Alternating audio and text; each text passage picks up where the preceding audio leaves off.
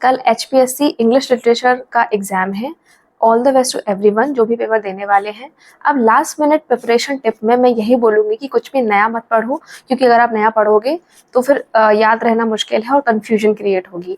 एक चीज़ आप कर सकते हैं जो मुझे बहुत हेल्प करी, अगर आप पेपर देखो अभी जो रिसेंट हुआ MPPSC का, इससे पहले वाला, और अभी यूपी का भी UPHSC का जो एग्ज़ाम हुआ था, उसमें क्रोनोलॉजी बेस्ड क्वेश्चंस पूछे गए थे। 4 से 5 क्वेश्चंस थे जो डायरेक्ट पब्लिकेशन ईयर और जो हमारे ऑथर की बर्थ और डेथ ईयर के बारे में थे। अब प्रॉब्लम क्या होती है इन क्वेश्चंस में कि कंफ्यूज हो जाते हैं हम।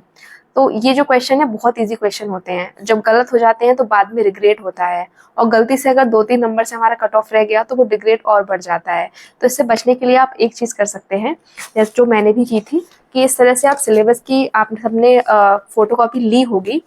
अब जो हमारे ऑथर्स हैं उनका आप ईयर, बर्थ और डेथ इस तरह से ये लिख लेना, और जो भी उनका वर्क है उसका पब्लिकेशन ईयर भी यहाँ लिख लेना।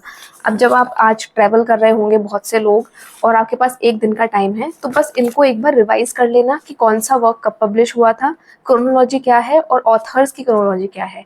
अगर मान लीजिए क्वेश्चन बनते हैं तो आप वो आराम से सॉल्व कर पाओगे और आपको वहाँ पर कन्फ्यूजन नहीं होगी। इसके अलावा कुछ नया पढ़ने का अब टाइम नहीं बचा है, तो जितना पढ़ा है आप कॉन्फिडेंस रखिए, अपना 100% दीजिए, आपका पेपर ज़रूर अच्छा जाएगा।